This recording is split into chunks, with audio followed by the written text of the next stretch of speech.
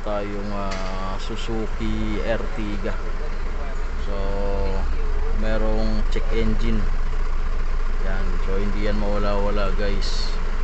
So kaya ngayon na in-scan natin. So ito yung nabasa. Bali ito guys, tinrobol ko na, papakita ko lang sa inyo. Yan. So yung nabasa, intake air temperature or IAT.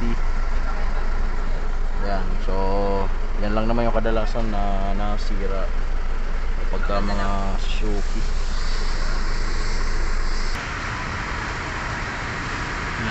Yan guys, so naputol na siya. Yan.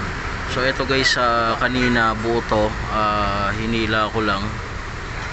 So putol na pala. Yan. So buo pa yung balat niya, kaso yung wire hindi na siya nagko-contact. So idudugtong na lang natin to.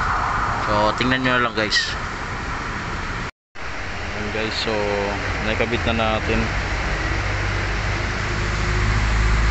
Ayan. So idudugtong na lang natin to.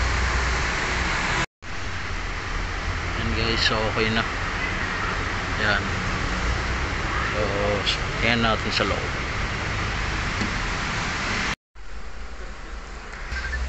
Ayan guys, so tingnan natin on, tapos i-read natin ulit. So meron pa rin guys yan. Ayan, meron pa rin. I-start natin. Ayan, so meron pa rin. So susubukan na nating i-reset dito sa scanner kasi nag-appear na yan dito sa computer box nya. Yan, so erase code, engine off. Yan, okay na. So i-refresh na rin natin lahat to. Yan. So start na natin kung mawawala. Yan, nawala na siya. So yun lang talaga yung problema nya. Yan. Okay na.